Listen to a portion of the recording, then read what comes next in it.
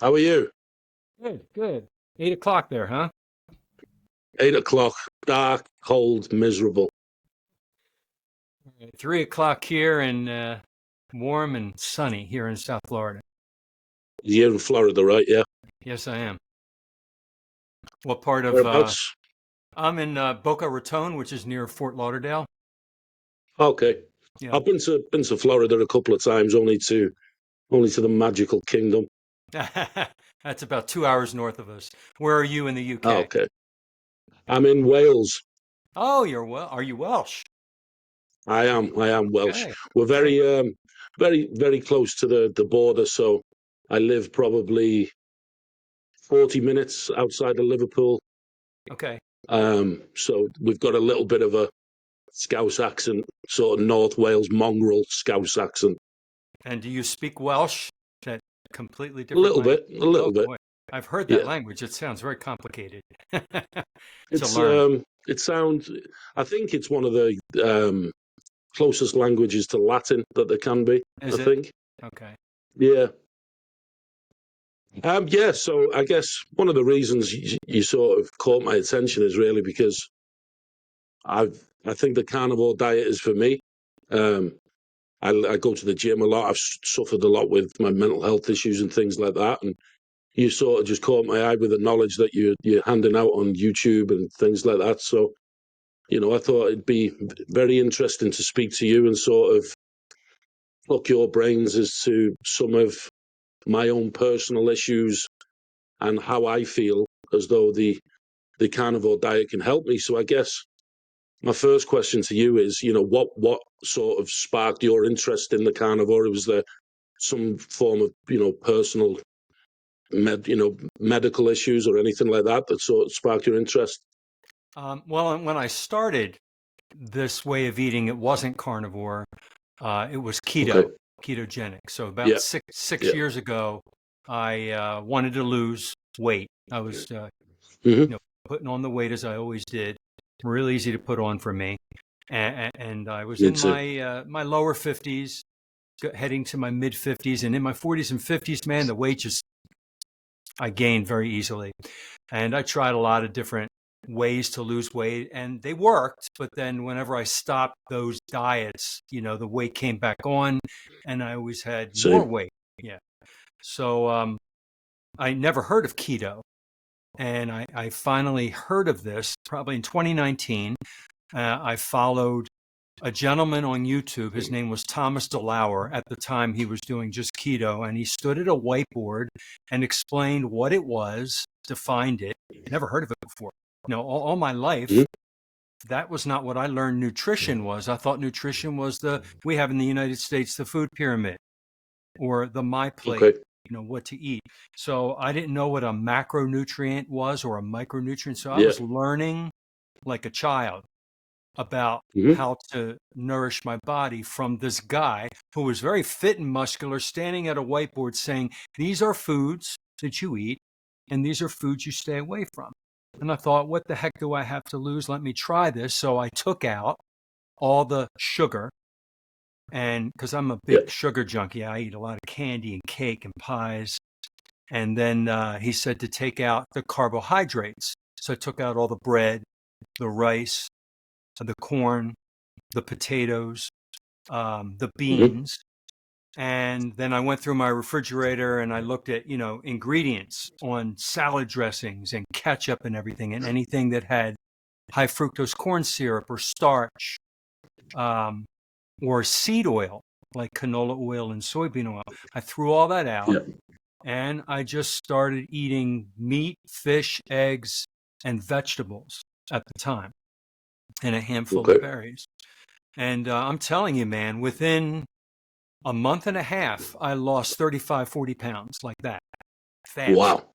fast. And I thought, what the heck? There's something to this. This is not like anything else I ever tried. So, I went down the rabbit hole and one video led to another influencer on YouTube.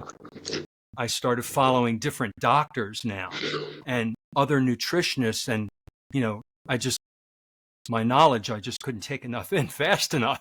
It was exploding, and I was applying things every day, and I fine-tuned what I was doing.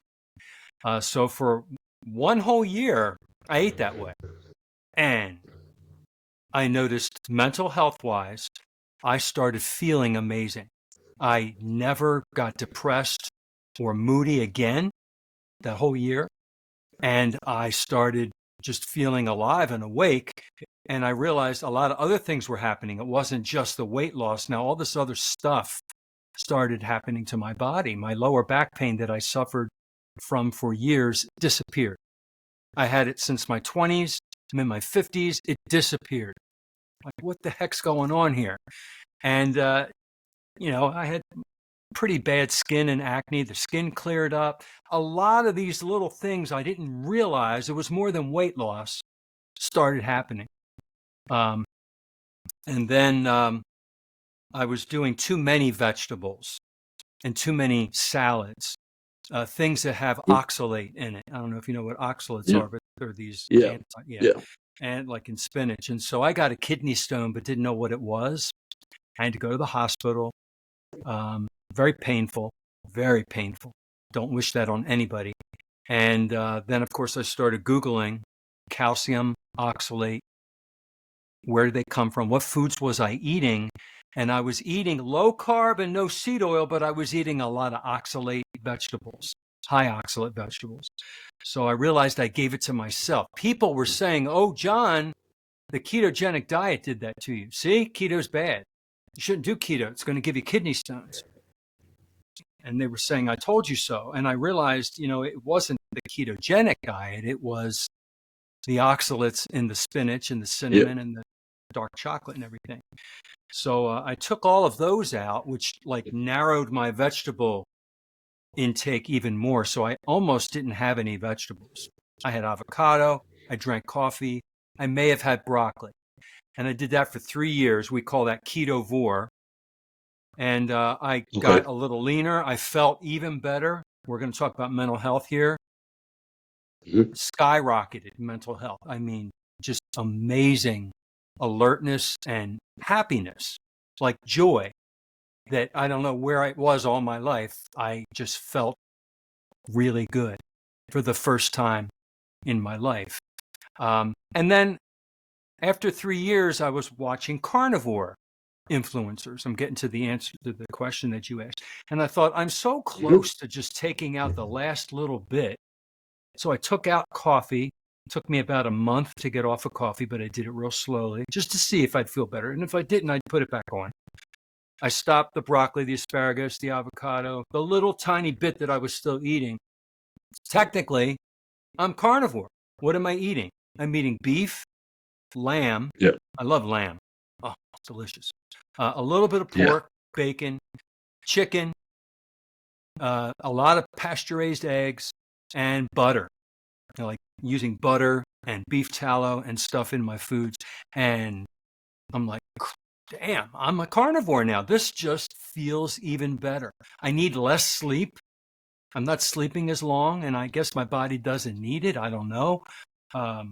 So that's how I arrived to the carnivore diet. I didn't just jump into it like some people do. Like, I'm going to go carnivore tomorrow and take all the plants and crap out, because I've heard that a lot of people who try it that way, their body goes through a major withdrawal because your body's in shock. So, that was go ahead. Yeah, so that was. So I'll give you a little bit of my background when it comes to food and diets and things. So I played football, real football, not the American version. Soccer. We call it I played soccer. that for. Yeah, it's football. So I played that for 20 odd years. So I've been around the gym and certain diets most of my life. Anyway, I'm 37 now. A couple of years ago, went through some depressive stages in my life and things like that, and put a lot of weight on. So I'm 6'6", and I work in stone. I think I went up to about 25 stone in weight. I'm not sure what that is in pounds. Probably well over 300 pounds, 320, 330 pounds maybe. And then last year I was in the gym a lot, and I lost probably 70 pound in the space of, I want to say 12 weeks to 15 weeks maybe, but it was too fast. I did it too fast. It was something that I couldn't sustain for a long time. But the carnivore, I want to say it was the carnivore diet with a little bit of oats in the morning, so a little bit of carbohydrates involved in the diet. And it worked well for probably a couple of months. And then, like I said, similar to what you just said there, I couldn't sustain it. I suffer a lot with sort of swelling in my legs because of a lot of football injuries and bloating. I get a lot of bloating in my stomach when I don't eat well, or when I eat carbs, I get bloated, even if it's just a minuscule amount. I bloat a lot. My belly bloats up. What I found was when I'd even only on 3 or 4 days with the carnivore diet. So when I say carnivore diet, I eat a lot of ground beef, mince, like we call it mince meat. Right. So ground beef with a little bit of paprika, some cheese, and some spinach leaves. That for me is my favorite meal. I love that food. I'd do that for 3 or 4 days, and I'd find that the bloating would go away, the pain in my legs would stop, but I just couldn't sustain it. So towards the back end of last year, I started putting some weight back on, wasn't as active, and then sort of carried that into this year. And what I found is I've put the majority of the weight back on now. My mental state's probably been better than what it has in five years, but because of my inability to sustain what I was doing last year, it sort of just fell to the wayside. And then, now I do it in stages where I'll do a couple of weeks and then I'll stop, and then I'll get big sugar cravings or carbohydrate cravings. And, my girlfriend upstairs will tell you, I'll eat really well for 2 days, and then I'll destroy, you call it potato chips, I'll destroy a bag of potato chips because my carb cravings are, uncontrollable. And then I'll eat sweets or cake or pizzas and stuff, and I suppose it brings me on to my next question is, how do you keep something that I believe is good for me? I believe the carnivore diet is the right thing for me. How do I sustain it? What are the keys to the sustainability of the diet and the benefits versus, high carbs, high sugar, so yeah. The sustainability is different for each person, I think. Based on your personality is different than my personality. There's two kinds of people. There's an abstainer and there's a moderator. And some people say they can moderate and have some carbs, and then they don't need them again for a while. And when they feel like it, they can have it and stop, and they don't have cravings. Most people are like I am, and I have to abstain. I'm not a moderator. I have to abstain. If I have a little bit of something carby or sweet, I get that craving. I want it again. That's me. It enters my brain. It's like I know it's there in that cabinet. I can, like, with a willpower, I can say I'm not going to do it. And like 3 hours pass, and I know it's there, and I end up going there. Yeah. Right? That's me. That's me. Out of sight, out of mind works. If you don't have it in the house, it's a lot easier to abstain. So that's one method, is just don't make it extremely difficult to indulge. So I don't know if your girlfriend eats carbs and you both live in the same house, that's going to be difficult, because if she wants it and you're trying to stay away from it, it's there. I'm real successful with not having it in the house at all. So there is none. There's no thought.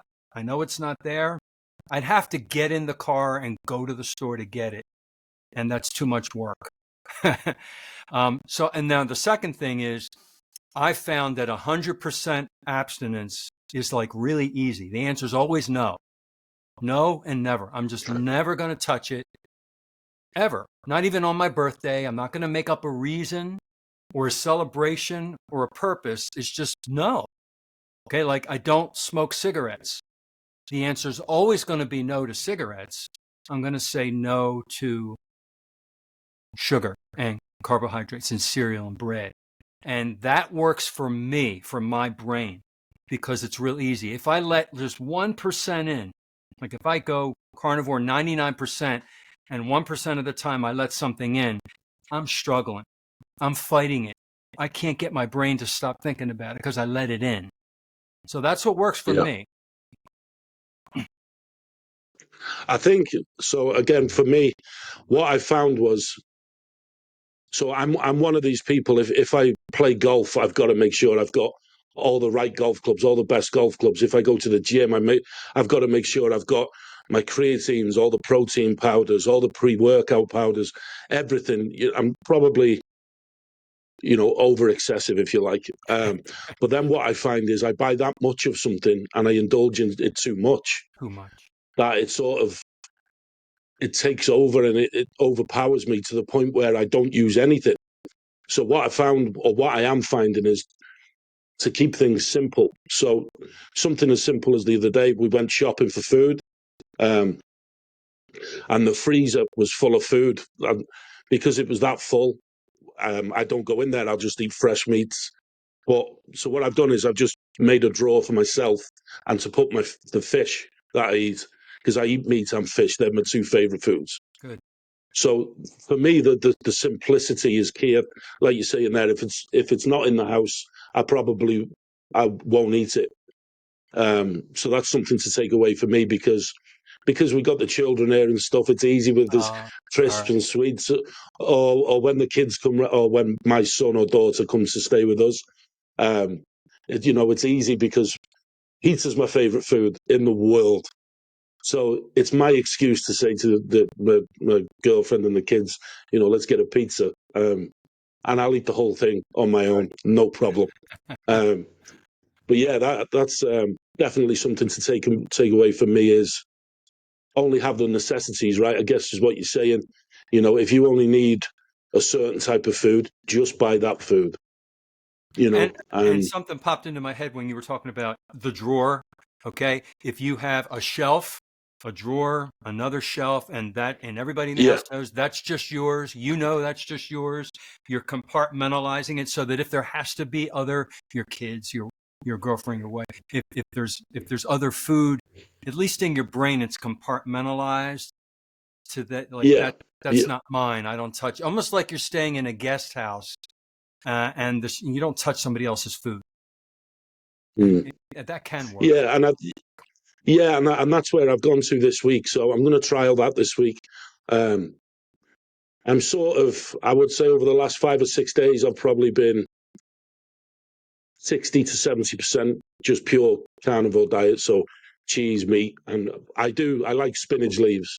I don't have a great deal of them, but I like the spinach with my meat and the fish. And I've literally, just before we've sat down, I've had fish, cheese, and spinach. One of my biggest problems, even if I was to be 100% accurate with the carnivore diet, is mayonnaise. Hmm. I absolutely love it. I'll have I do too. mayonnaise on Yeah, everything. So yeah. that's not so. If you have it, so I guess it's not a bad thing then, right? If you have it, is it good? Well, I stopped buying the store-bought mayonnaise because if you look at the ingredients, the first ingredient is soybean oil or canola oil, and Right. I'd rather eat sugar than seed oils. Oh I mean, the shit. Okay. seed oils are like machine lubricants. Our body can't recognize it. So that's what gave me my lower back pain. Inappropriate inflammation from all the processed seed oils in a lot of the foods I was eating. So your body knows what sugar is. Your body knows what carbs are, even though too many of them get stored as fat. Our body doesn't know what seed oils are. So it creates, swelling, inflammation, pain. So if you want to make your own amazing mayonnaise, you can go online, you can Google bacon fat mayonnaise. You could even do olive oil mayonnaise if you want to do Okay. butter mayonnaise. You get it to melt but not completely liquefy. And you put some egg yolks in there and you just take a blender and you just keep mixing it up and whisk it. And it tastes better than anything from the store. And it's not a vegetable seed oil. That stuff is So I'd So probably, for me personally, I'd go with the olive oil version because I actually, it might sound crazy, but I drink olive oil only small amounts every day, but I drink just a little sip of it because I've heard it's good for lowering blood pressure. oh, is your blood So I could pressure high? probably, you know, it has been over the, like I say, I'm a big boy, and I haven't. There's been periods of my life where I haven't lived the best lifestyle. A couple of years ago, I was addicted to drugs at one point. So, but yeah, I'm looking in all aspects and all avenues now to try and be healthier going Good, into the new year, especially. good for you. Um, I know how to live healthy. I know how to live a healthy lifestyle because I've proved it to myself time and time again. I'd like to think I know quite a lot about the body and a lot about good foods and macronutrients. I know all about that, but my problem is my inability to sustain something like the carnivore diet because you touched on it before that a lot of people tend to crash after a couple of weeks. Joe Rogan, I think one of the first times I'd heard of the carnivore diet was with Jordan Peterson's daughter. She suffered a lot with early onset arthritis as a child. Right. You probably know this story already, but she turned to the carnivore diet, and a lot of her arthritis and pains in the bones and things like that disappeared. Um, so what I'm getting to is I heard Joe Rogan say that after 2 or 3 weeks, he's struggling with things like diarrhea, dizziness, things like that. And what I noticed as well is I had a lot of changes, stool changes, if you like, when my diet changes so drastically, Right. which is what I do. I make big, drastic changes to my diet, and then if I don't see the changes that I want, I sort of I disbelieve in it. Then I don't believe in that it does the right things. Whereas with the carnivore diet, I could feel it instantly after, even a couple of days. If I feel good, but then I get you know, my carb cravings, my sugar cravings, and if I'm being honest, a bit of laziness. I get a little bit lazy, a little bit complacent, and then before you know it, I've put on 7, 8 pounds easy. Like I say, I'm a big guy, so I carry the weight quite well. Um, but yeah, I've always said I'm one of these people. I can drive past McDonald's and put 5 or 6 pounds on just from driving past. I hear you there. I used to do fast food before I Yeah, stopped all yeah, that. It's very it's all around us. It's in every country in the world, especially first world countries like ours, and yeah, it's to me it's a mental focus. When you start to see the food differently as nutrition instead of as entertainment or as yeah, it looks good, it tastes good, and I want it. You start seeing it. You look at it like, okay, this has protein and fatty acids, and I haven't eaten in 12 hours, and I'm really like literally. My stomach is telling me I'm hungry, and you eat it until it doesn't look and taste so good anymore. That's your body telling you you're not hungry anymore. And then because it had all that fat and protein, hopefully it's very fatty for you, then you don't want a snack. That fat and protein together, the way it comes in nature, or if you add more fat if it's lean, the signals go to your brain that you're satiated, and because there were no carbohydrates, you don't have this drop off. And there's no insulin yeah, drop off, which spur on the cravings because just a little bit of insulin comes out because of the protein to get that into the cells. And that's it, not this gigantic spike of insulin because of the carbs.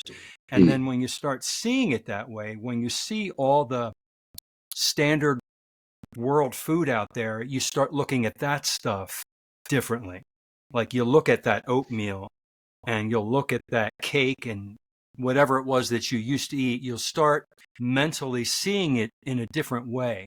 And you won't want it because you yeah, educated yourself as to what it really is. mm, In America, we have so much crap with colors, additives, yeah, preservatives, flavorings, um, I mean, it's the boxes, the advertisements. It's you read the ingredients, and it's crap. It's junk. Yeah. Like, where's the nutrition? Because now I know what nutrition is. I'm not going to eat those Pop Tarts. I don't know Yeah. if you guys had those in UK, but Yeah. Yeah. Jam tarts, we call them. I used to eat so many of those cinnamon. What was Yeah. it?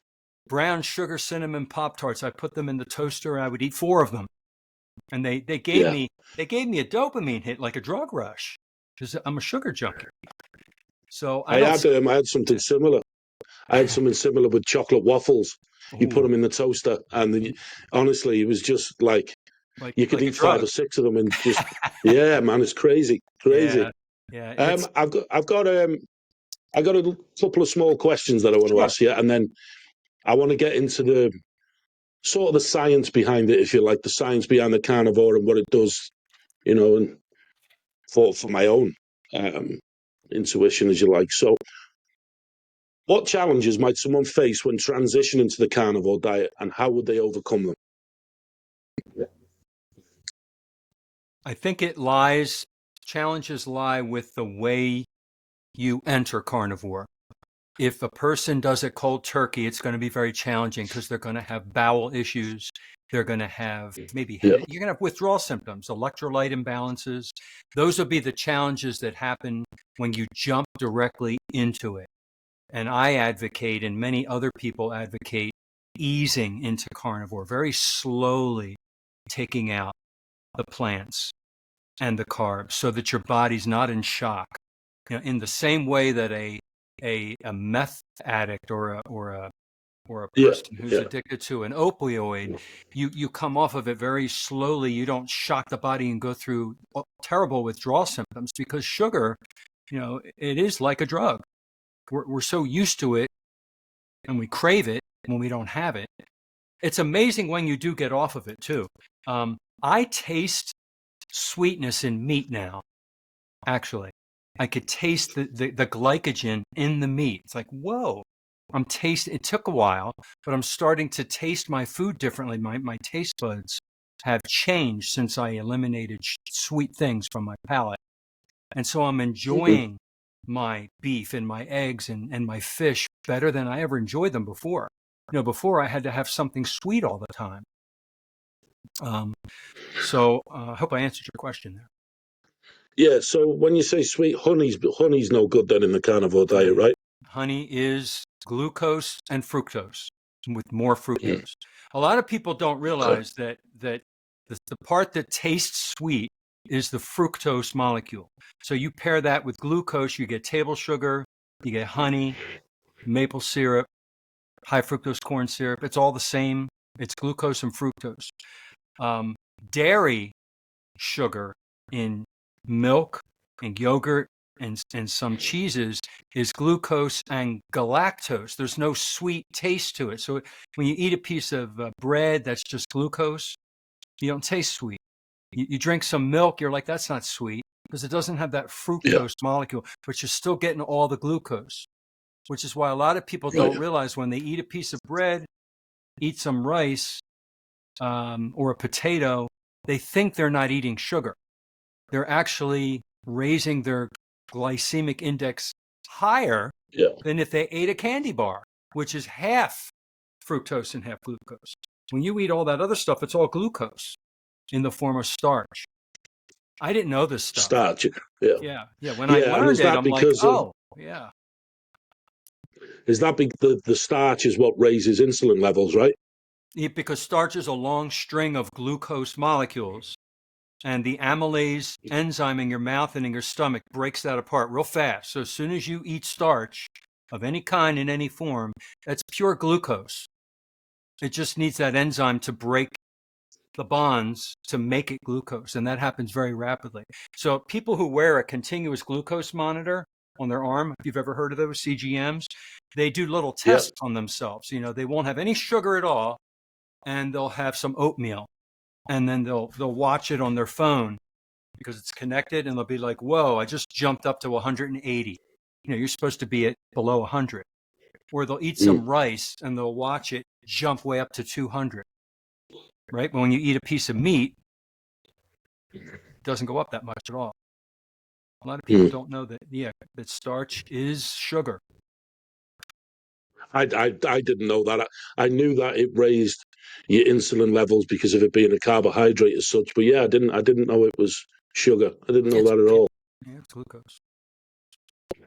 Is there any type of when we touch on the mental health aspect of eating the carnivore way, Hmm.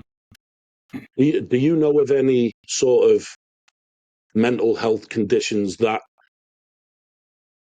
that it improves, or would you say that it's just your overall health improves, the way that you function on a daily basis, you feel more energetic, which in turn gives you a better form of mental health? Both.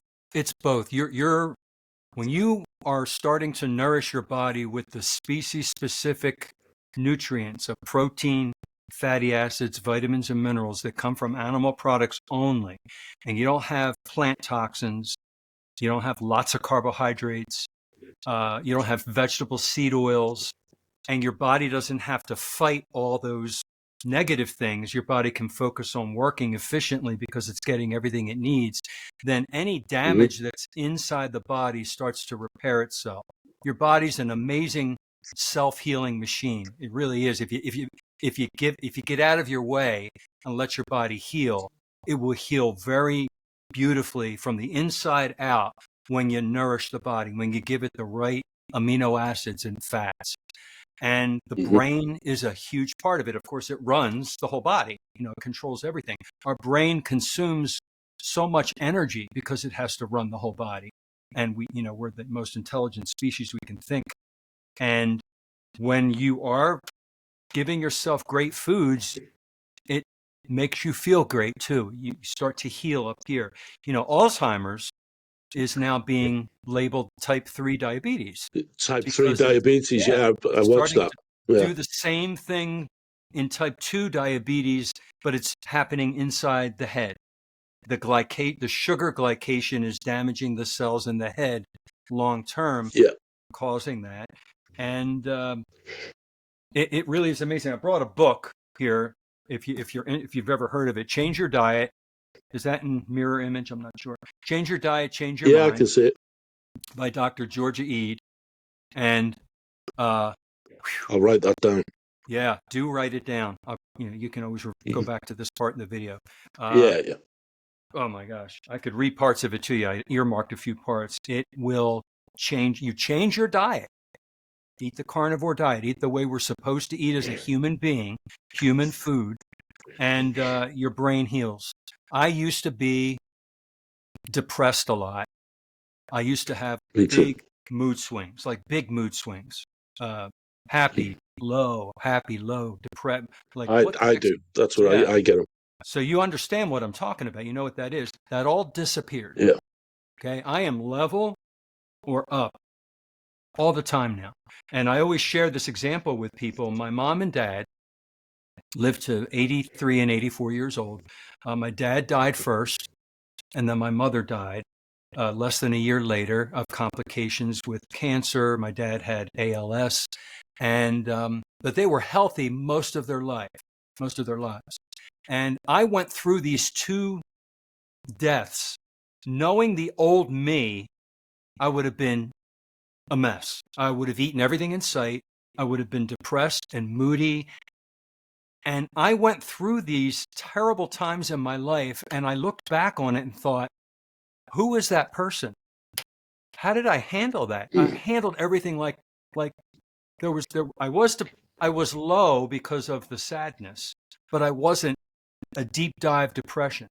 This diet has helped me get through that, along with so many other mental things. So I highly recommend it for emotional health.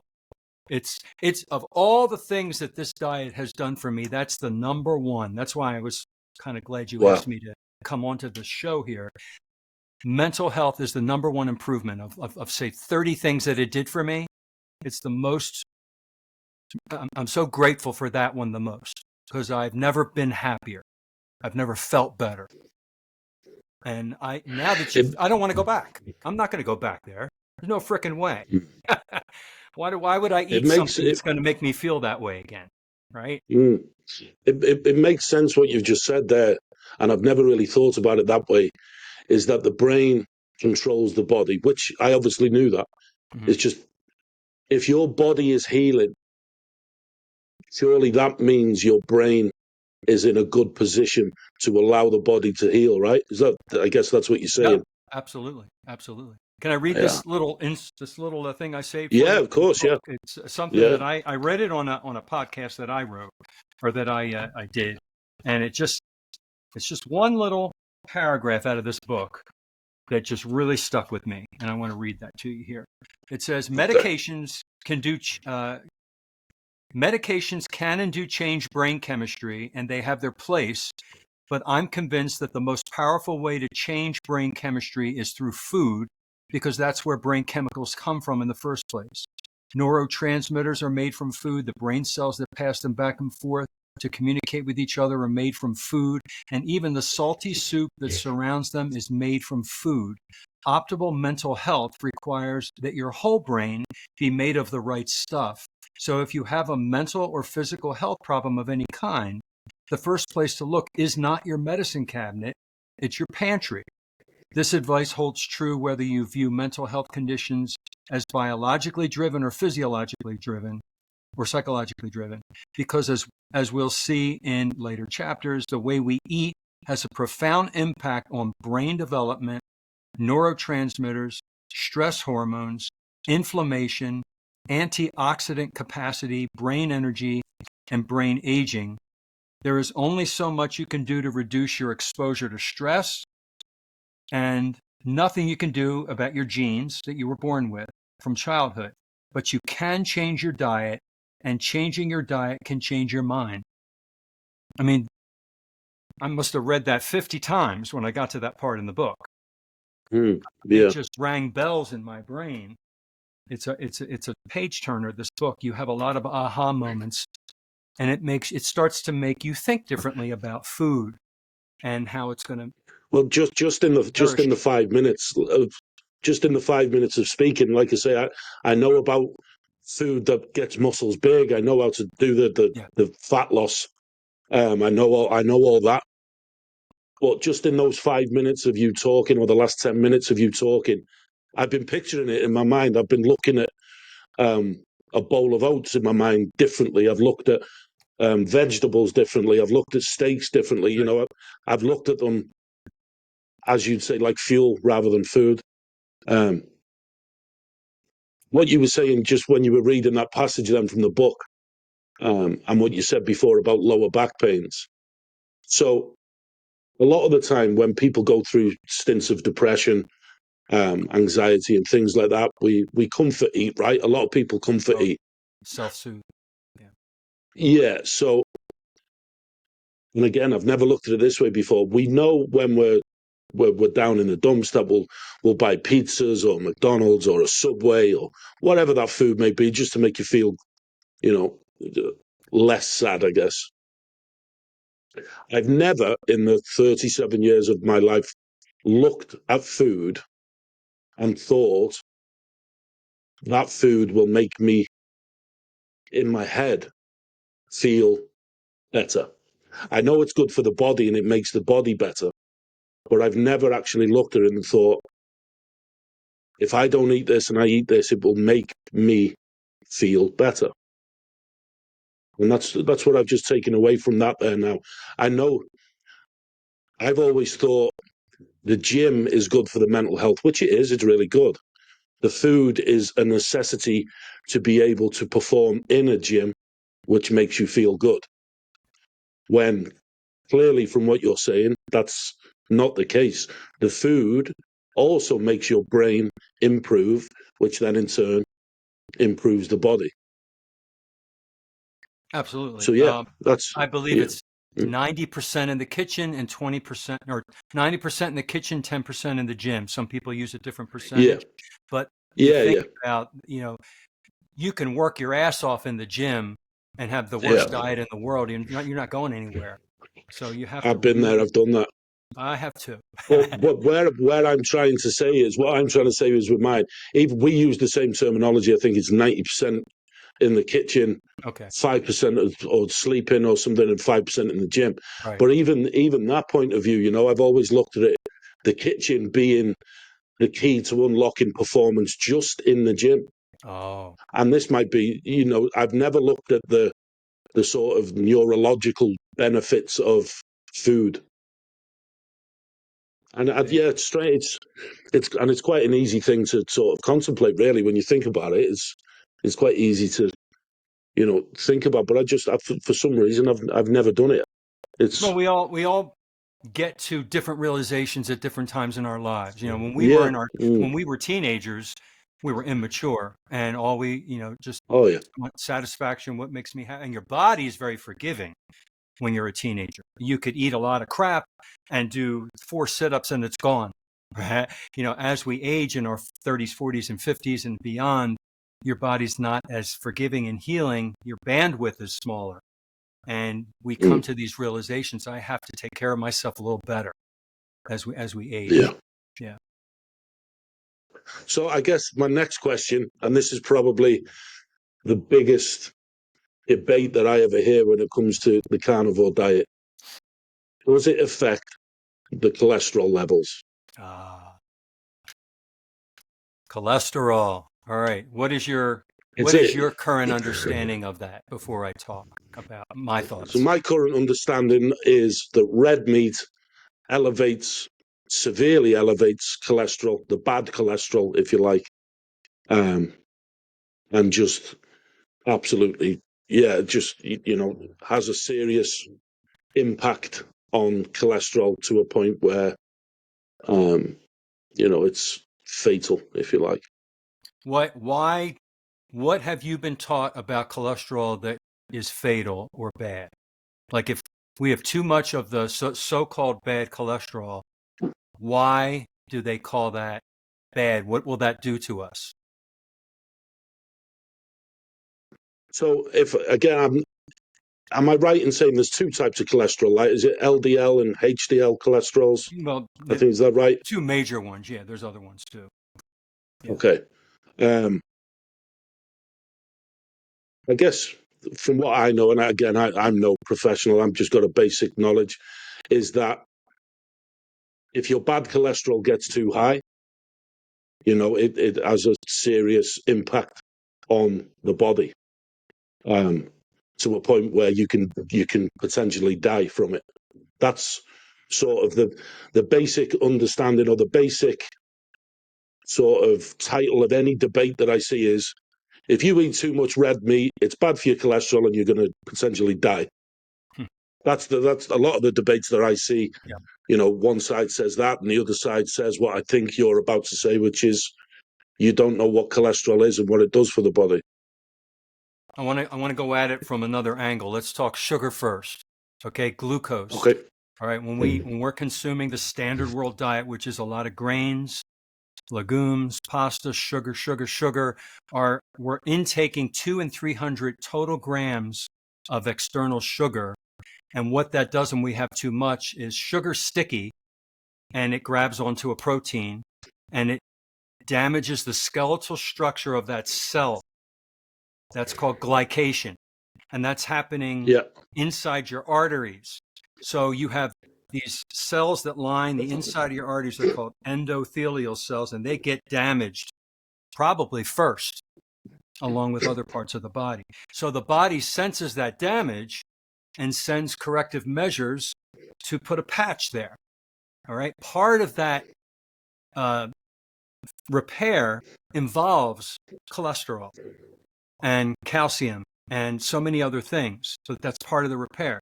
So that's why cholesterol gets blamed for clogged arteries. But after what I just told you, what caused the damage? Was it the cholesterol that caused the damage, or was it the sugar? With the sugar. Yeah. So when we are lowering our total carbohydrates from 200 and 300 grams a day down to less than 20, less than 10, maybe 5 total grams a day, however, wherever you are on that dial, right?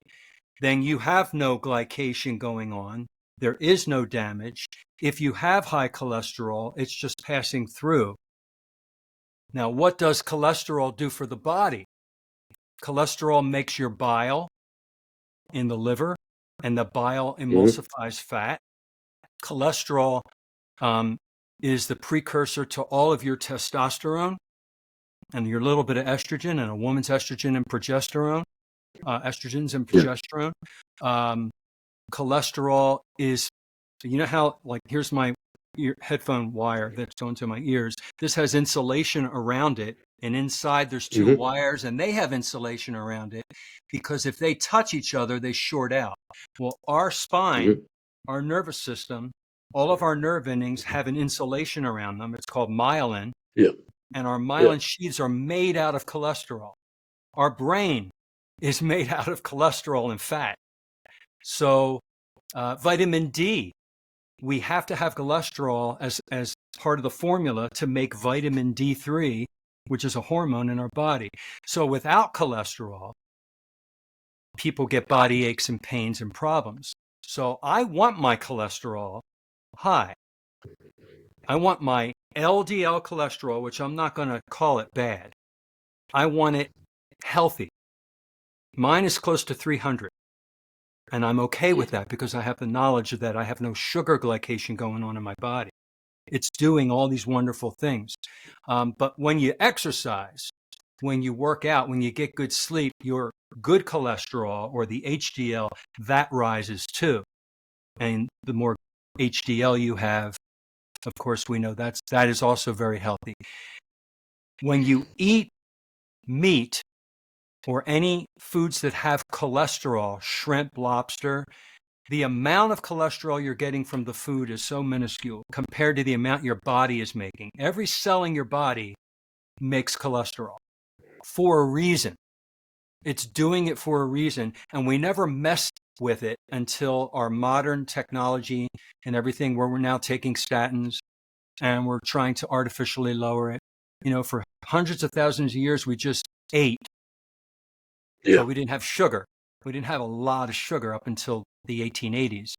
So, you know, to summarize all this, it's the sugar glycation that causes the damage, which makes the cholesterol make a plaque, or a plaque that causes a stroke. So I don't worry about cholesterol anymore like I used to. I worry about sugar. I worry about not eating carbs and sugar, and I'm not. And one more thing before I stop. There's another test I learned that I can get just for to feel good about myself. It's a CAC score. That's a coronary artery calcium score. I had to pay out of pocket. It was 120 American dollars. And it shows how much calcium is building up in your arteries currently. And if your score is 0, you're in amazing shape. You have no damage. You have no plaquing. And the older you get, sometimes you can have a higher score. And my score came back. I'm 59 years old right now. I got it last year when I was 58. My score was a 0. Peace of mind. It's like, whoa. All right. So now I look at my cholesterol, which was 290, 300, my LDL. Who cares? What's it doing for me? It's making my testosterone. It's making my bile. It's making my myelin sheaths. It's doing all the stuff it was supposed to do for me, but it's not making a plaque because I'm not eating carbs and sugar. So that's my understanding and basic knowledge of cholesterol, which I'm so tired of hearing everybody say, eat this Cheerios cereal. It lowers your cholesterol. You're eating sugar. Do you believe that there's a possibility that the carnivore diet has some function of reversing plaque damage and things like that? Because obviously you said your calcium levels is at 0 now. Yeah. So, but obviously you've said in the past you've had a crap diet, you've had fat foods and fast food and all sorts, which means obviously you would have had a build up of plaque, right? So obviously, from what you're saying, I don't know if it was higher then. I never got the CAC score back then. I know my cholesterol was lower, and I was on a statin in my 30s because the doctor told me I had to be on one. And when I took lovastatin and simvastatin, I was 34. I was at the gym working out, right? And I felt like an old man. I had body aches and pains. And I did some research back in the 30s and realized it was the statin, and I took myself off of it and I felt better. You don't want to lower your cholesterol. Now, I was still eating sugar at the time, though. So I honestly don't know the answer to that question. Some Okay. people say that their CAC score kind of halts. If you're at like a 20 or a 30, it doesn't go any higher. Usually you can't reverse that. But who knows? Maybe. Yeah, that was the reason why I asked, because obviously they say it's irreversible. I've listened to I follow a couple of um, doctors and things like that from Mhm. around the globe, and there was a lady speaking about two I think there's a form of bacteria, which was nattokinase Mhm. and serapeptide, which they reckon it's sort of it's a good bacteria that can attack the plaque inside our bodies, and sort of they've done trials and tests to show that that can improve plaque buildup and things like that. So I've started using them. Oh, all right. You touched on them, aches and pains, and so at the beginning of the podcast you said that you suffer with lower back pain. Like I said before, I'm 6'6". I'm a heavy guy, and I've suffered with lower back pain for a long time, and I'm actually suffering with lower back pain right now, at this moment, right now. So I don't know what it is. Mhm. So about 6 weeks ago, um, I just felt tight one night going to bed. I suffer with knee pain because of old sport injuries and things like that, and I've suffered with pain in my fingers from weightlifting and things. So I suffer a lot with pain. On a daily basis, I have a lot of pain in my body. Mhm. Um, so yeah, I just went to bed one night and I thought I feel really sore. I woke up the next day and I couldn't move. Literally, I Yeah. couldn't bend over. I was in absolute Well, agony. And I picked some bags up from by the front door and I collapsed. I couldn't move. I was in the pain. I was like I'd just been shot. I'd literally like I'd been shot. I had to phone my girlfriend. My girlfriend's a nurse. I had to phone her up and say, look, you need to come and help me. I can't move. I was in absolute agony. And I think it goes with what you were just saying. I think a lot of it is down to the years of not looking after my body, a lot of injuries that I probably haven't recovered from properly. You know yourself, if you've played sport when you're in your late teens and you were early 20s, if you get injured, you think, oh, I'll be okay. I'm Superman. And then as you know, I'm coming towards 40 now, and my okay. body's like, yeah, you probably should have looked after yourself a little bit better when it comes to recovery and diet and things. So yeah, I'm hoping, with some advice from yourself today, if I can make some long lasting impressions on my diet from now, hopefully I can take a lot of the pain away. So I guess what I'm asking is, what causes the pain and what does the carnivore do to eradicate that pain? I think the cause of a lot of people's pain, my back pain, was inflammation. Inflammation is Yeah, the precursor to a lot of diseases. And what causes inflammation? It's normal for your body to have inflammation. It's the body's way of healing. You yeah, bang your yeah. elbow, it's going to swell up on purpose. Swell up. The Mm-hmm. fluid's going to rush there. It's going to feel hot to the touch. That's your body inflaming so that it can heal itself. And I'm going to Mm-hmm. get to omega fats and talk about that. Have you heard of omega 6 and omega 3 So fatty acids? I take omega 6 and omega 3 through Okay. fish oils and krill oil tablets in the morning. Well, I All should right. do it every day, but again, it's one of them that I've got that just sometimes it can sit in the cupboard. Oh yeah. But that was a question that I was going to ask. So a friend of mine said he takes, I think it's 5,000 milligram or microgram a day. I'm not sure which International one he units, said. probably IU's. Yeah. Yeah, okay. Yeah. Yeah, so yeah, 5,000 or 6,000 IU a day maybe. And he said it's beneficial to his lifestyle and He's 10 years older than me, and he's in fantastic shape. And he, gives a lot of credit to fish oils. Omega-3 is amazing. So omega-6 is, we have to have it. We need to have alpha-linolenic acid that comes from meat, and it comes from eggs and pork and poultry, but you only want a certain amount of it in ratio to omega-3s. Omega-3 is Okay. DHA and EPA. Now we have to have a 1-to-1 ratio of omega-6 to omega-3, or a 2-to-1, or a 3-to-1. This is 6, and this is omega-3. When we eat the standard world diet, it's 20-to-1 or 30-to-1.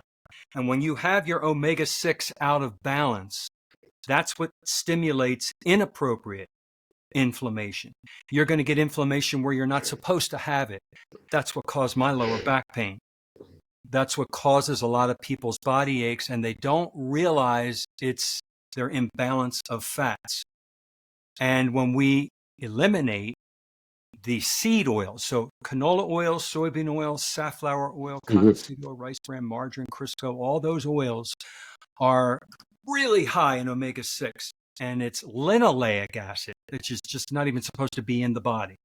All right, that's why they call it machine lubricants. You lubricate your chainsaw with this stuff. You're not supposed to drink it or eat it, but we are. It's in all fast food and processed food. You pick up any processed food, you're going to see one of those oils in it, and we're eating it, and we're not knowing. So that causes all this inflammation. When we get rid of that, we pull it back down. All right, the omega-3s are the anti-inflammatory. They go and rush to the area to heal it. Okay, then things calm down. Doesn't happen overnight, but it settles down and calms down. My lower back pain disappeared. A lot of other people that have what they thought was arthritis or this pain or that pain, when they changed their diet and they realized they were eating too many seed oils, it came back into the balance. They started feeling a lot better. So that's why I said earlier in this video, vegetable seed oils, we call them vegetable, they're just seed oils. It's more important to take those out completely than carbohydrates. Carbohydrates our body recognizes. We just don't want too much of it. But our body does not recognize these machine lubricants, and that causes all these problems, pain. And so I encourage you to, if you're going to make a change, just really, like when you go out, if you go out to restaurants, when I go out to restaurants, which is pretty rare nowadays, I like to cook at home more because I'm in control of everything. I tell them, please cook my steak in a pan, not on the grill, because they rub canola oil on it. They'll rub margarine on top of it. A lot of things in restaurants are cooked in seed oils. It's the standard cooking oil all around the world now because it's cheap. And so I control it. I refuse to put it in my body, and I've never felt better. Yeah. So I think that's definitely give me the incentive to really, really, try and stick to it, even over the Christmas period. Now, it's going to be tough, but I'm going to get you back on here in 6 months' time, and we're going to see where we are. And that probably brings me on to my next question. As even somebody like me who's got a really, really basic knowledge of what the carnivore diet is and what it does, obviously nothing compared to the levels of knowledge compared to somebody like you. If you could just throw me a basic diet of what a beginner's carnivore diet would look like for, say, I don't know, the first 4 weeks of somebody. And if you're going to implement fish oils and things like that, if you could go back and start all over again now with what you know now, what would your first, say, 1 week or 2 weeks of a carnivore diet look like with the necessary products that you might need to benefit you as well, like fish oil, say? Yeah, let me talk about fish oils too. Supplemental fish oils, you don't want as much, you don't want omega-6 as much. You're going to get plenty of omega-6 in the meat that you eat. It's always too high. You always want to pull that down by just don't take extra in a supplement. If you're Okay. going to take a fish oil, make sure that the omega-3 in that bottle is way super higher than any omega-6 that it shows, because that's what you want. Because you want to equal, you want that 1-to-1, 2-to-1, or 3-to-1 in your body. And then what I do is, if I don't do it anymore, but when I used to take krill oil and fish oil, I would take one of them, stand over the sink with a scissor and cut it open and waste it and smell it. If it had any odor at all, it's not supposed to smell at all. It's not supposed to smell like fish. All right. Then it's okay. It's good and you can take it.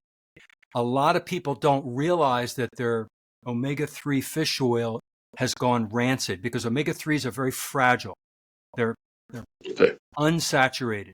And with light, heat, and time, if you don't keep them in the refrigerator, or if the light gets on them where they're really old, you cut one open, it smells like fish. You don't want to take that. That's just like taking a seed oil. It's going to cause inflammation. So that's what I wanted to share about taking those. Whether you take them or not, it's up to you. Just make sure they're good. The ones you get in the mail or whatever, always put them in the refrigerator.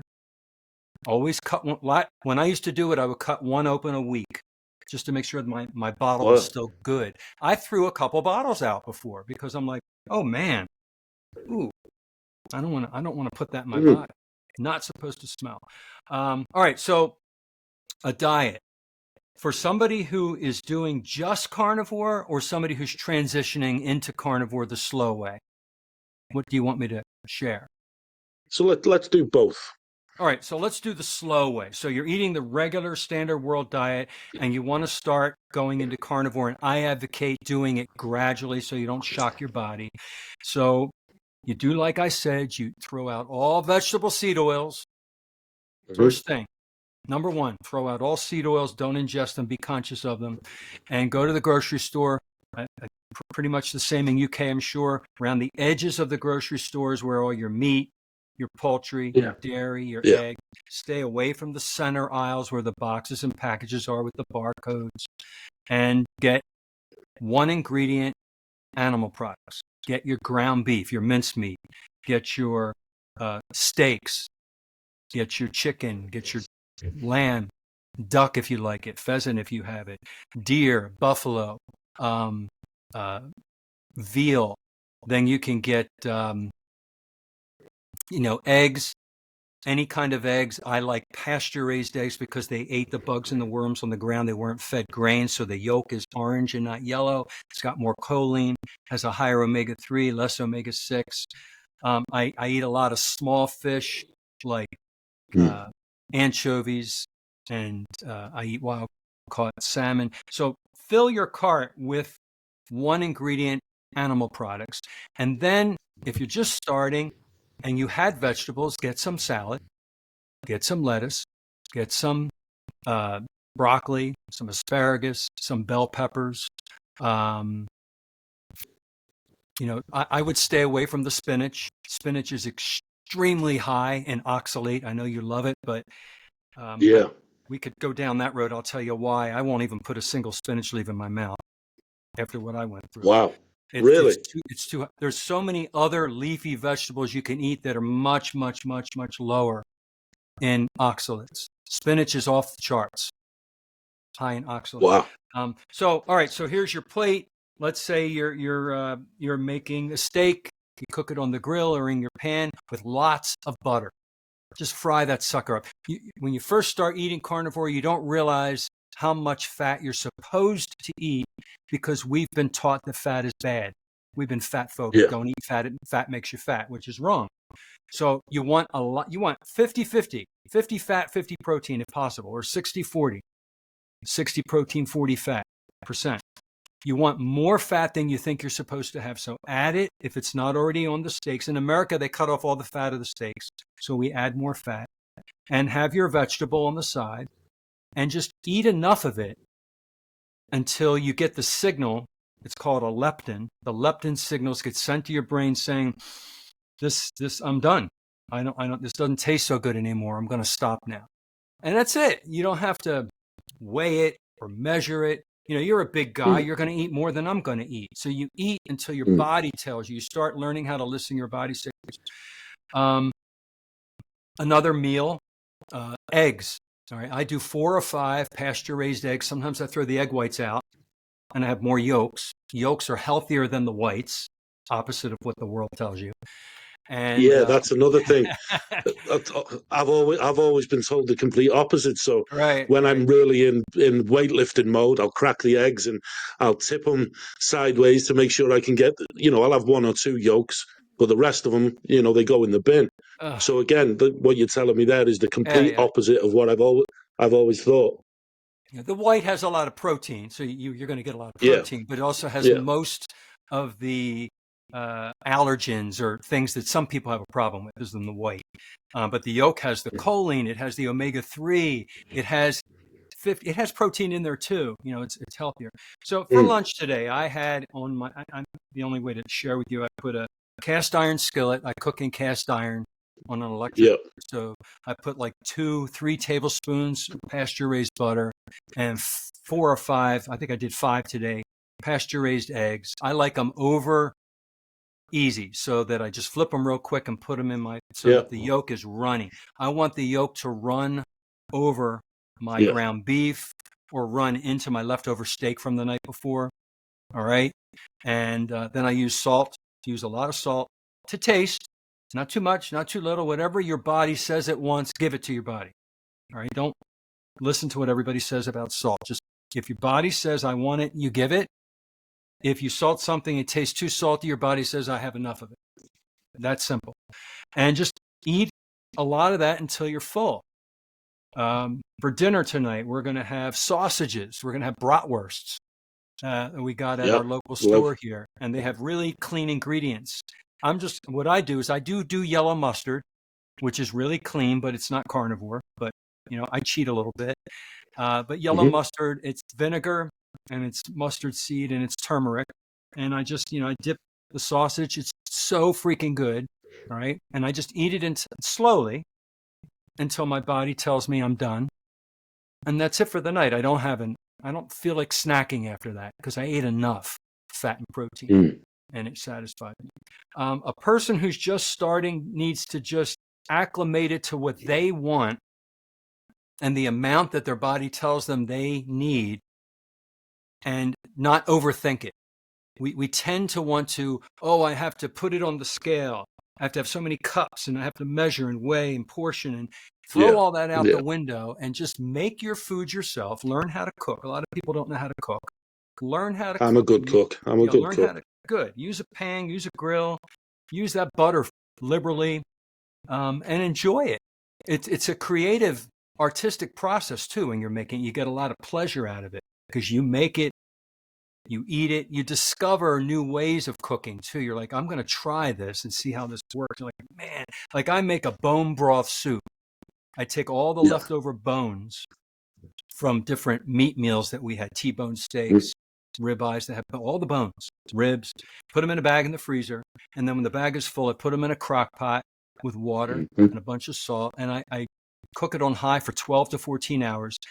I filter out all the bones and crap through a sieve, and I put in glass jars and I let it sit in the refrigerator. All the fat rises to the top. And then you have this gelatin bone broth that is pure collagen. And you can use the fat or not use the fat, the tallow. And then in that, I make a soup. I put eggs, I put meat, I put salmon, I put salt, I put a ton of butter. That's the greatest soup I've ever tasted in my life. Better than my mother, better than any store. And that's one of my favorite meals is a nice, thick, rich soup with a bone broth base. mm. I've done it once. I've done it once with a bone broth where I went to the local butcher's, bought some steaks and chickens, and he had a couple of bones, frozen bones. Good. So I said I was thinking about making a bone broth, and he said, "Yeah, go home." From what you just said, I don't think I did it right. Uh, Um, I boiled the bones, um, and just sort of scooped out all the bits from inside the bone and things, and just used it as like a bit of like a dip, if you like. So I just oh, mixed it into like a little bit of a dip. So I think I did it wrong from what that's you good just said. too. I mean, I don't know what that was, but it sounds like you got a lot of the marrow, which is fantastic. Yeah, I did. Yeah, Yeah, yeah, it's just What's so cool nowadays is you can just do a YouTube video, Google it, type in what you're looking for, Mm. and you'll see so many videos of somebody showing you how they do it. And then you Yeah. can take your own way out of it and make it your own way. Like I don't do Mm. it the way a lot of people do it, but my way became what I do, and I got really good at doing it that way. And you kind of perfect it. You make a mistake, you don't do it the same way the next time. Do you know what a chaffle is? Sounds like a No. waffle. No. Sounds like, you know what a waffle is, right?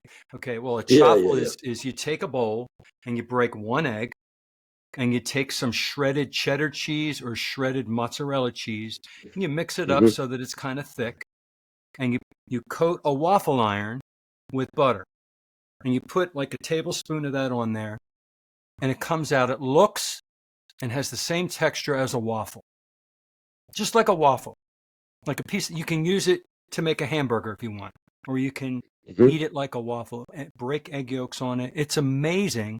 I saw that on a YouTube video. I'm like, oh, I gotta try this. And now I That do it sounds all the nice. time. Yeah, I do it all the time. You can add some salt and pepper and put onions, do what you want, add other things in there. Mm. But it's just basically egg and cheese, and it makes a waffle, a chaffle. So I'm gonna have to try that definitely. I'm always learning something new from other people. It never ends.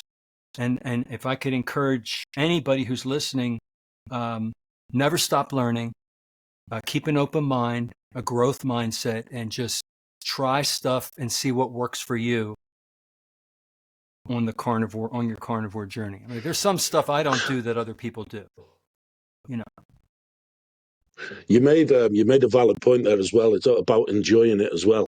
I Yep. think we become that complacent when it comes to food, because everything's so easy now. You can get. I'm guilty of this myself. Uber, you can get Uber deliveries, so you don't even have to leave your home anymore. It's so easy. If you feel the need of, I want a McDonald's or I want a Subway, you've just got to look at your phone, and 15 minutes later it's in your hand. Yep. It's so easy. And you made a good point there. I enjoy cooking. I love Good. mixing things together and all different spices, and also I love it. I love cooking. I probably don't do it as enough as what I should. But like you said there, if you're learning and your body's reacting while you're doing something that you enjoy, we should do it more. And we're just so complacent in life when it comes to everything these days. We think the world owes us a favor, and we don't have to work, and we don't have to grind or do anything. Yeah. Um, so yeah, I'm definitely going to take that on board. You mentioned salt. So I use a lot of pink Himalayan salt. Um, the one thing that I've read, whether you might be able to tell me different, is that the more pink salt you use, the higher the mercury levels would be in your body. Um, so the one thing that I'm going to transition to, I haven't yet, but I will, is Celtic salt, because from what I believe, some of the research that I've done, I think the body needs something like 100 and I think it's 102 or 103 minerals to function correctly, and Celtic salt has about 99 minerals or 100 minerals in it. So I'm going to transition to Celtic salt purely off that basis, really. Yeah, that's a good idea. There's all different kinds of salts, and where the salt comes Yeah, from is what heavy metals might be in there. Some of them have lead, some of them have mercury. You want them to have magnesium and manganese and calcium. All yeah, the little in very very microscopic amounts. So when you look at your salt, it shouldn't be just white like the stuff you buy in the store, the Umbrella Girl salt, Morton's. I don't know if you have that in the UK. It's just yeah. Table nasty. salt, yeah. I've been using, and I like, so I'm sticking with it, Redmond real salt. Um, you can get online, or I don't know, we have them in the stores. And it's not white, it's got all the stuff in there. Some people think it's too high in lead. I don't know. I might switch. But I do notice that Redmond salt, even pink Himalayan salt, I've had Celtic salt, it makes your food taste better than standard salt, rock salt from, Massively, yeah. massively different, yeah. And I thought salt was salt until I realized, Me too. what really good, and what gives salt that good flavor is the minerals. It's not all just salt, it has all the minerals. Now, one of the things I do supplement with, because our ground is deficient in iodine because of over farming. Same thing with magnesium. So when the cows are eating the grass, or if I'm not eating enough fish, which is where iodine, the fish eat the kelp, that's where the iodine is, then sometimes they will put iodine in the salt, iodized salt, so we don't get a goiter. So I have a little dropper bottle of Lugol's. You can get many different brands. And I put 3 drops in my eggs when I make my eggs, just to make sure I'm getting iodine for my thyroid. Because when you're eating the carnivore diet, and you're salting with non-iodized salt, some people are low on iodine because it's just not in the food they're eating. So I supplement with iodine drops, and I also take magnesium supplements because my levels were low. Yeah. And it also helps with I have AFib. I have paroxysmal atrial fibrillation, which is now in remission because of my diet. It's one of the great things that carnivore did for me. What is that? I've never heard of that before. All right, so your heart, you've got the atrium, and you have the bottom part. I forget what that's called. Of course, I can't think of it right now. And when the atrium goes out of beat with the bottom part, the blood can start to pool in the atrium. And then when it pools, it can start to coagulate, and that could cause a stroke. It's very dangerous. And the heart goes really fast and then goes really slow, and then it flutters. And so mine started about 10 years ago.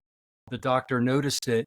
I was on all this medicine to pull it into rhythm and to stop the flutter. And then when I changed my diet, I realized all the medicine I was taking, the side effects are it raises your blood sugar. I'm like, geez, this is what I'm trying. I'm fighting against blood sugar. I'm like, so I slowly, very gradually weaned myself off of the medicine, and I stay into sinus rhythm. And I think it's because I take extra magnesium, which helps with your heart rhythm. And I also eat carnivore. It's very healthy for the heart. I think I'm healing whatever damage occurred in my atrium. Sounds like it. Yeah. So, magnesium, you can't hurt by supplementing. Most human beings are deficient in magnesium because it's just not in the soil anymore because of over-agriculture. I think it was in one of your videos. I think I was watching one of your videos the other day. Was there 3 or 4 different types of magnesium? Did you do a video on that? I might have. I did a couple. The magnesium doesn't work by itself. It has to be bound to I think it's an amino acid or a protein. So you buy magnesium glycinate.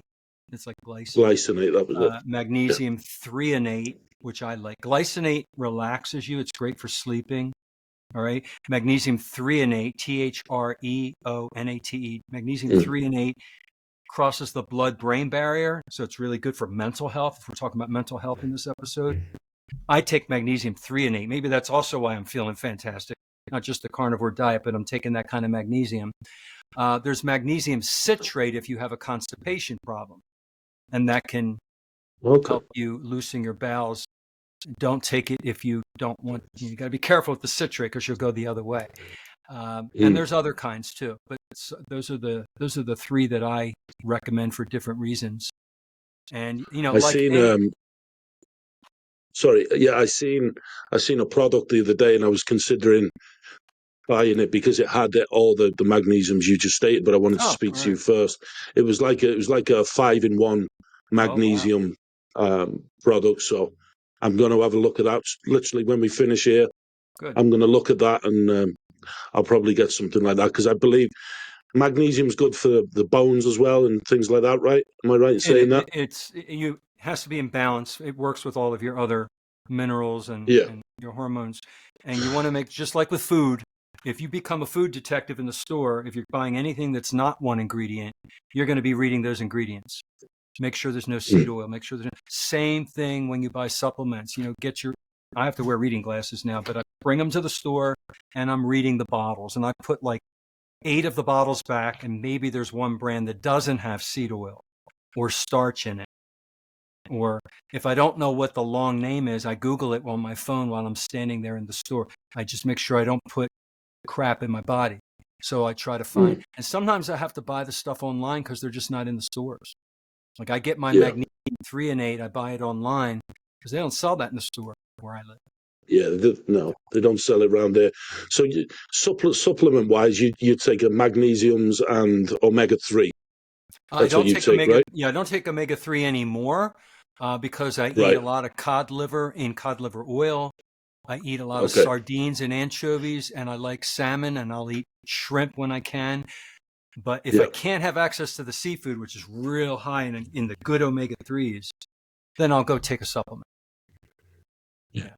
I think I prefer fish over meat. If I'm being honest, I just eat more meat than fish.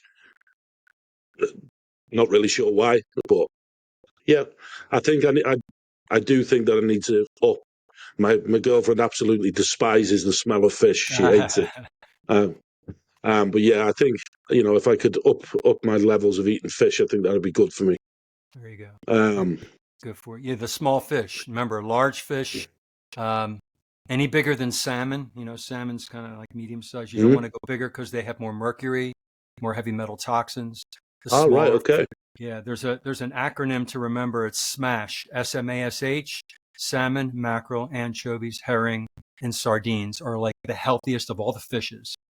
There's no heavy metal toxins because they're not eating fish; they're eating the plants at the bottom of the ocean, and they're getting really good healthy amounts of copper, zinc, iodine, omega-3s off the charts when you eat the little fish. so I And if think the ones that a lot of the frozen fish around there is, I mean, you can get everything, right? You can get any type of fish, but in the supermarkets, there's a lot of bass or cod or haddock. They're the three biggest cod's white good, fishes, if you yeah. like. So, Canned fish, would you say?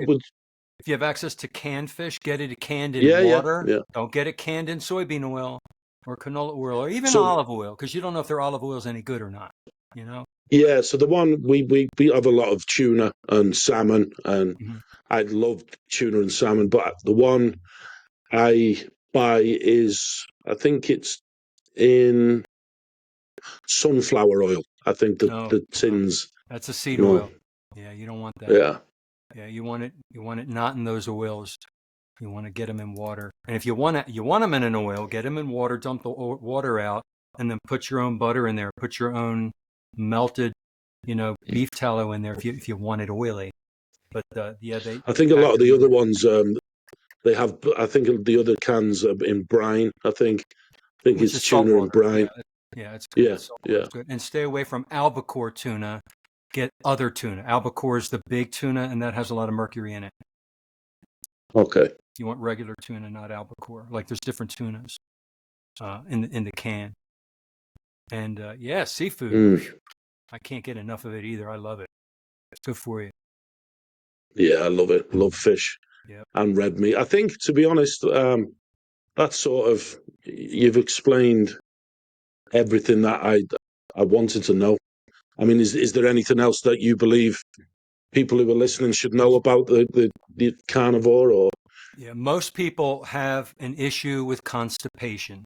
Not at the beginning, it okay, might be if they do it too fast at the beginning, it's diarrhea because their body's just not used to the changeover. But in the long term, if you're not getting enough fat, animal fat, you can get backed up because you don't have enough fat. And we're just so used to not including enough fat in our foods from all the years that we ate and all the messages we learned. So make sure you're eating lots of animal fat with your meat, with your fish. Don't eat anything without fat in it. You got to have everything should have fat with it, and you'll have normal bowels. And then with that, if you had one or two bowel movements a day on the standard world diet, don't expect the same because you're not eating mm, fiber anymore. yeah, And your body's absorbing almost everything you're eating. You're going to have a bowel movement maybe once a day, maybe once every 2 days. Sometimes I don't go, but once every 3 days, and it's normal. yeah, And I used to yeah, panic. I'm like, what's wrong with me? What's wrong with me? Right? yeah, And there's nothing wrong with me. As long as I don't feel cramps or pain and it's normal, that means my body's getting real efficient with what it's absorbing and I have very mm, little waste. So I want to share mm, that with the listening audience too. Not to worry, about your frequency when you change over. You're going to have less waste. I guess the last question would probably, I've got it next to me, water. So last year, I thought, again, this is a process that I learned the hard way, I think. Mm-hmm. I was drinking probably 5 or 6 liters of water a day, every day last year. But what I didn't realize was the electrolyte aspect of it. I did know what electrolytes were, but again, I only used them around sort of gym motivation, if you like. Right. What I didn't realize was drinking too much water on its own is a bad thing. Or at least that's what I experienced, because towards the back end of last year, the amount of pain I was experiencing, because I genuinely believe that I'd flushed a lot of the good nutrients and, a lot of the goodness that I'd absorbed throughout the year, I'd flushed them out of my body. So I guess the question I'm asking here is, with a diet that is so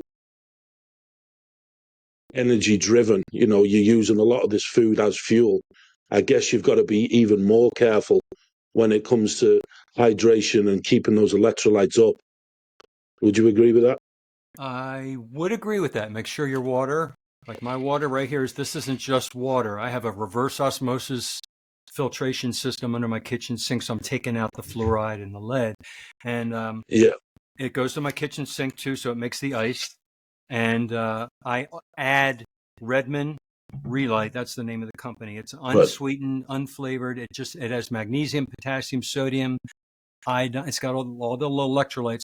I put a little tiny scoop in my water bottle every time I fill this up. I drink several of these a day, and Mm-hmm. I don't measure how much I'm drinking. If I'm thirsty, Okay. my You body's drink. telling me drink. If I don't Mm. feel like it, I don't touch a lot. We're overthinking everything. When somebody says you have to have so many liters a day, just your body will tell you. Body signals will tell you. Sometimes I'm working out in the yard. It's hot here in Florida in July and August. I mean, humid, hot.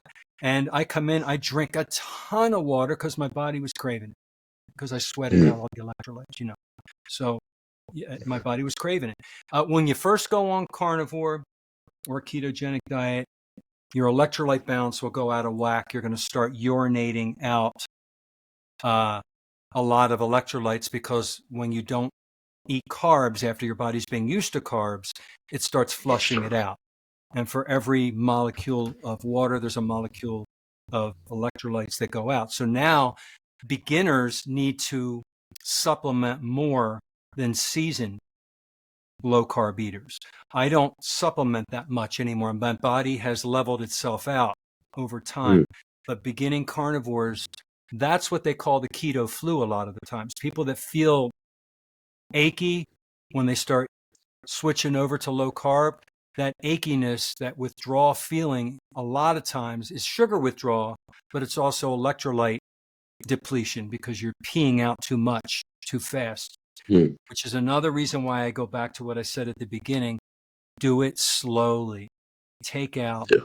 carbohydrates in the plants real slowly. Can I get on to the oxalate before we leave, so I can Yeah, of convince course. you Yeah. to Yeah. stop eating spinach? Well, If that you that like. was that was gonna. I was literally just going to say, All right. when you said there that you listen to your body. I've got a friend of mine. He's a strongman. He Oh does a yeah. lot of, or used to do a lot of strongman competitions, Wow. and he's never stuck to a diet or a training regimen or nothing. He's always said to me, "I do what my body tells me to do." Yeah, you're smart. That's So, and I instinct. mean, yeah, yeah. Yeah. Think of the But wild yeah, that was animals. going to be my, Yeah, the wild yeah, animals, they don't think. They don't say it's lunchtime, it's dinner time, it's breakfast, I have to have so much water. They don't measure or weigh yeah. anything. They don't know what a macronutrient. They just eat, they listen to their body. And we lost that. Mm. We have to go back to I learning agree. to our body. We get Yeah. confused with all the commercials and all the messages out there. So, all right. You know what oxalates are. You know how bad they are. Hmm. And rhubarb and spinach and like sweet potatoes are so high in oxalate that when you just Wow, have a sweet little, potatoes as well. And potatoes, yeah, they're pretty high. But Wow. spinach is up there. Your body, you're bigger. You're 6'6", Mm. and I don't know, 300 pounds, 280. Yeah, Um, I'd say about that now. 270, 280 at the moment. big dude. Yeah, your Mm. body can probably handle maybe 150, 200 milligrams of oxalates a day, and your body actually makes a little bit. Your body makes about 30 or 40 milligrams as a metabolic endpoint. So if you're adding to that and you go above the 200 milligrams in your body, now you've got oxalate toxicity, and your body eventually has to flush it out. It's called dumping. So when you have a couple of spinach leaves, you're at 500 milligrams. Okay, Wow. one third cup of spinach leaves is about 800 milligrams of oxalate. 800. It's like ridiculous. Whether you boil them or eat them raw. So I don't even, if you want like that leafy texture, you're used to having something that's like a spinach, get, another type of lettuce leaf or something that is way down. They have like 7 milligrams of oxalates in them. They don't have 800. It's a big difference. And I encourage you to not have it anymore, because, Yeah, I'm eventually not. it could harm you. I'd literally just had half a bowl of spinach before I came on here with you. So, Yeah. um, I don't touch yeah, this. I'll have to change that now. Yeah. It's, and, other things have oxalates too, but that's up there. I used to do a lot of dark chocolate because it was low in carbs. So I'd kind of make my Yeah. own, and I didn't know Mm. I was giving myself all these oxalates. Once you get a kidney stone or have a problem, you learn real fast. It's like when you get drunk Mm. for the first time and throw up, you're like, oh, I don't want to touch alcohol again for a while. I don't want to eat any oxalates, because you go through all that pain. I take it alcohol's out of the question then for you at the moment, is it? All right, With the alcohol. sugar? Let's talk alcohol. Yeah, let's Uh, actually, yeah. vodka, gin, the real clean, refined, clear alcohols have no carbohydrates. So, and there's no seed oils, obviously. So if you drink some of those without sugary mixers, um, it's okay carbohydrate wise. All right. Beer is liquid bread. So Yeah, just, yeah. that's a no-brainer. Don't even touch it. But if you want to drink alcohol, it's the clear liquors, the vodkas, the gins, the white rums. Um, there's a couple of others. Um, your liver, you know this, I'm sure, Mm. sees the alcohol as a toxin. It doesn't see it as a Yeah. nutrient. So it has to convert it to acetaldehyde, and it has to get it out of the body, mostly through the breath, right? And you pee it out and sweat it out. And your liver performs 200 simultaneous jobs. It's the most amazing organ in the whole body. But when you drink a lot of alcohol, your body prioritizes that, and it slows down all the other functions. It has to take care of that or you'll die. People will die if they drink too much. So that's Yeah. why alcohol is bad. Can you drink? Yes. Do I drink? I never liked it, so it's easy for me to abstain 100% because I don't care. But I have a very good friend that just is also doing carnivore, loves alcohol, and that's his weak point. Got to have a drink. Mm. So he has the clear liquors, and sometimes he struggles with having too much because he likes it too much. We feel good when we're a little slowed down, Yeah. but it's just, Yeah. know what it does to the body and how the liver has to process it. It processes it the same way it processes fructose. That's why fructose, we don't need to eat fructose, because your body sees it like a toxin, like alcohol. People get fatty liver, not just from alcohol, but from too much fructose, non-alcoholic fatty liver disease. So that's my thoughts on alcohol and fructose. I'm um I'm a spiced rum guy. I love spiced rum. All right. Um Mojito? You like mojitos? is yeah, I think my problem in the past has been I'll drink whatever's in front of me. All right. I was You're a never big I was guy, not so you could probably handle a lot. well, I could drink like a litre bottle of rum is no problem for me. Whoa. Um Whoa. But I've drunk twice now in the last probably, well, since end of August, I think I've only drunk twice. Ah, that's not bad. So I'm doing well, especially for me I've had problems in the past, like I said, with alcohol and substance abuse and stuff. So Right. I'm doing really well, and I felt as though I really needed this conversation with you just to give me a bit more of a direction, shall we say, as to what and how I need to do, how and what I need to do. Sorry. Um, I guess one of the biggest things I'm going to take from this is, just keep it simple for now. Don't try Yeah. and, change everything in a couple of days. Start slow and work my way into it, which I've never done before. I've always woke up and gone, right, today I'm doing the carnivore diet, Yeah. and then I might get a couple of days in, and I'm filling my face with chocolate and ice cream Right. and all sorts of things. Easy to do that way. Just take it real slow. You want to get into ketosis, which I think you know what that Yeah, is. It's when your body I know switches what. over. Yeah, it's a Yeah, and state of if ketosis. you're Yeah. having, you're having that oatmeal or you're having some carbs and it's just puts you over the top, your body's going to see both fatty acids and glucose, and it's going to go for the glucose because it's higher. It's called the Randall cycle. It's just going to go that way. So when you lower Mm, those carbs down low enough for a long enough time, your body's going to switch over and you're going to feel great. It's the ketones that are giving you that emotional health. The brain mm, loves ketones. The heart loves ketones over glucose. If it has a choice, it prefers the ketones. There's the scientific studies out there that show that it chooses it. There's a choice the body takes. And the ketones are a real steady, healthy fuel.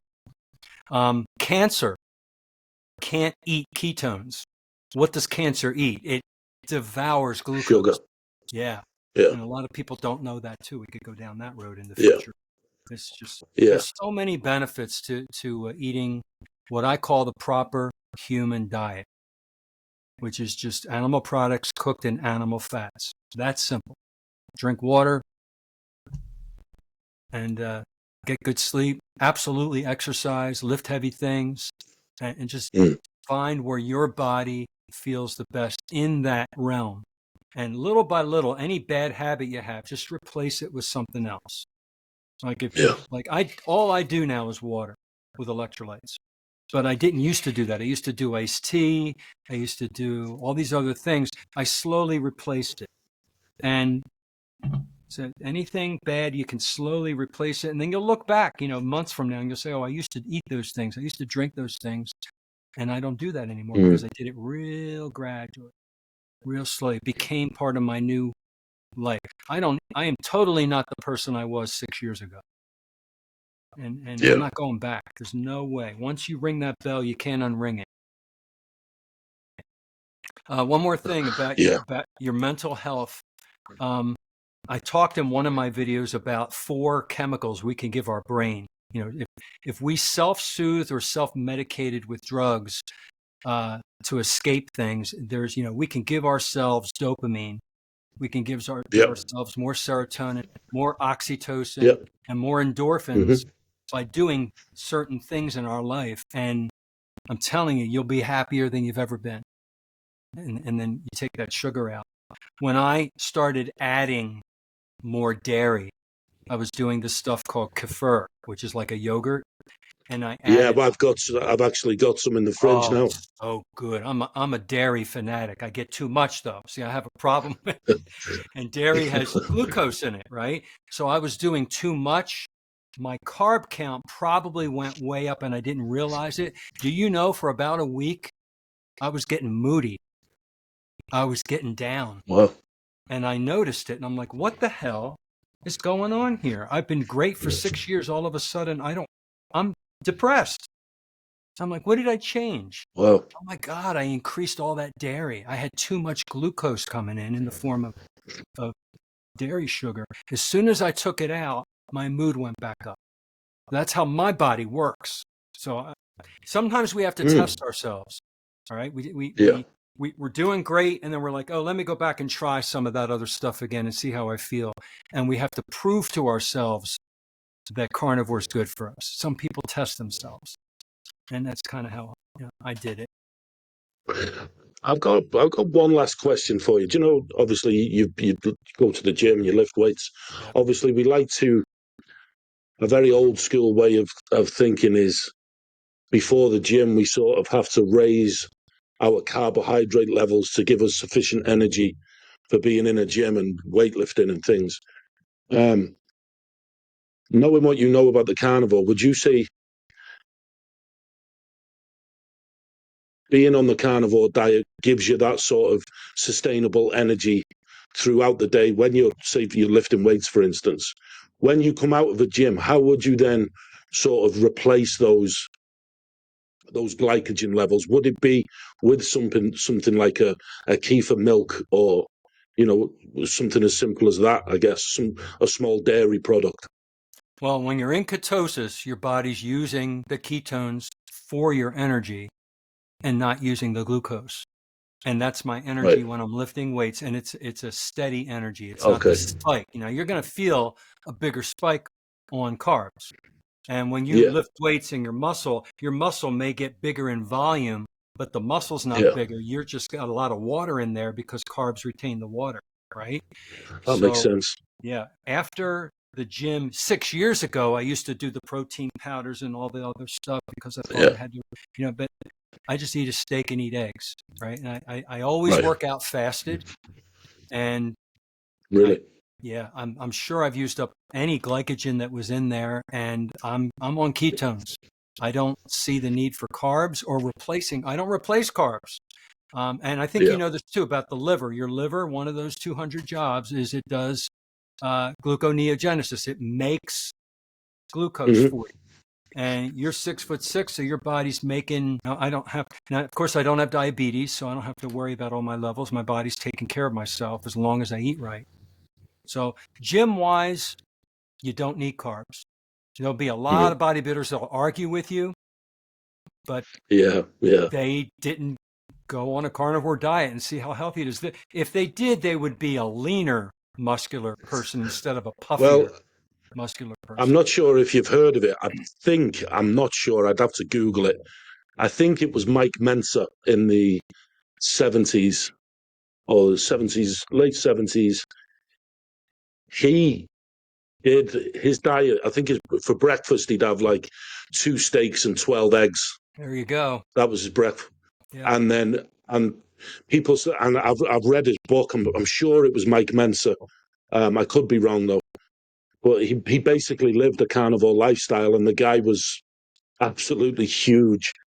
Obviously, he was taking some performance enhancing drugs with that, but he didn't eat carbohydrates, he didn't eat rice, he didn't eat bread, he didn't. He literally, I think that the title of the in one of the books is "People Say You Can't Get Big Without Carbohydrates and this and that. Look at me." And there's a picture of him stood on the edge of a cliff, and he's absolutely ginormous.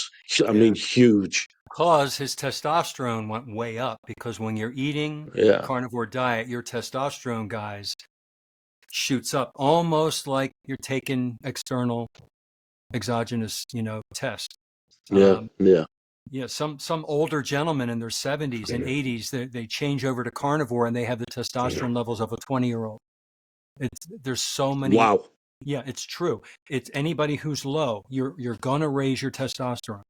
It's so healthy. I've suffered with low testosterone because I've taken and performance and I've took steroids before, and I've also had stages of depression and Yeah. anxiety, which also lowers levels of testosterone. So I did a blood test last year or 2 years ago, and it was really, really low, like Wow.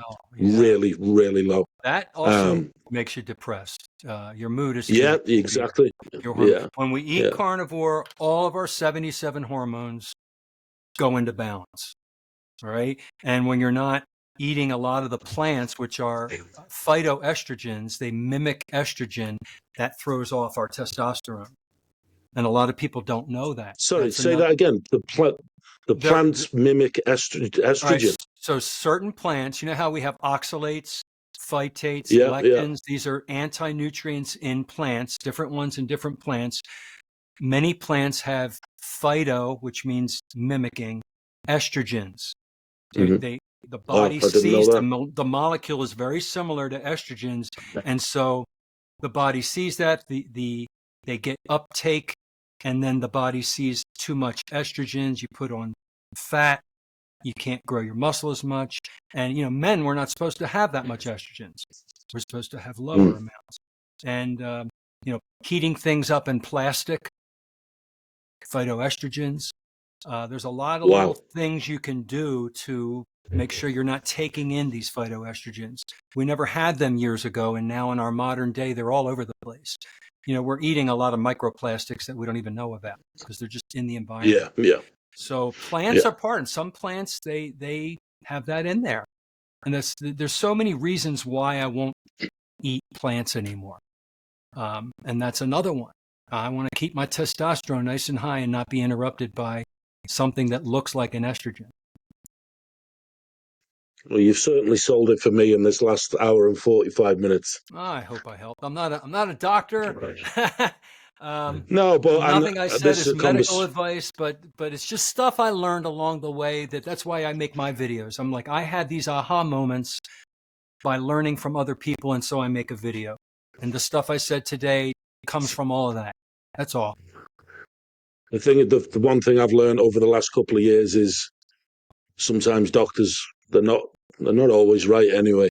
Yeah. Um, but yeah, I appreciate you coming on, mate, and hopefully I can stay in touch with you, and I'll get you back on in over the next couple of months, sort of April, May time, and we can talk about hopefully my success story when it comes to the carnivore diet. Yeah, I'd like to absolutely. I will come back on, and we'll see how you're doing, and we could do another stream, talk about more stuff that we didn't get to here, and Yeah, I mean, it's all like I about said, learning, man. Learning and applying new and things. that, and that's what I'm doing. That's the whole point of what I'm doing here now.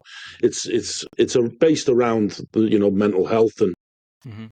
I'll give you a little bit of an insight as to why where I live in the North Wales, it's got one of the highest trauma rates of male Really? suicide in Oh, Britain. wow, Um, there's a lot of people taking their own lives over the last couple of years.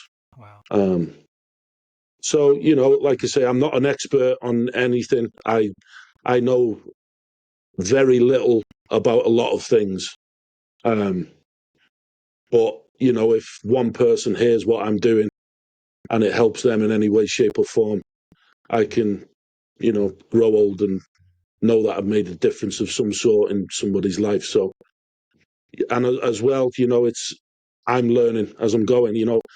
I'll take a lot from this conversation that I've had with you. I spoke with a guy from Boston last night.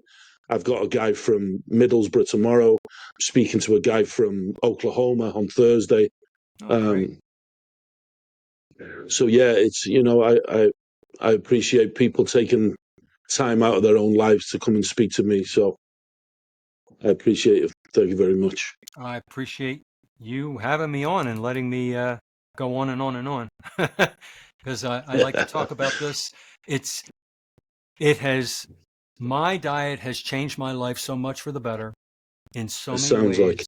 I mean, that's why I make my YouTube channel. It's the only reason. And like Mm, you, I want to reach other people because other people made videos and I got some aha moments and I changed my life.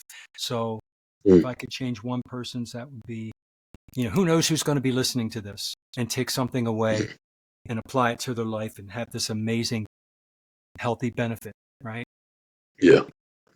That's what it's all about. Well, like we said, we can stay in touch, and we Sure. can think if you've got all the other topics that you want to speak about, I'd be more than happy to sit and listen to you for a couple of hours, no problem.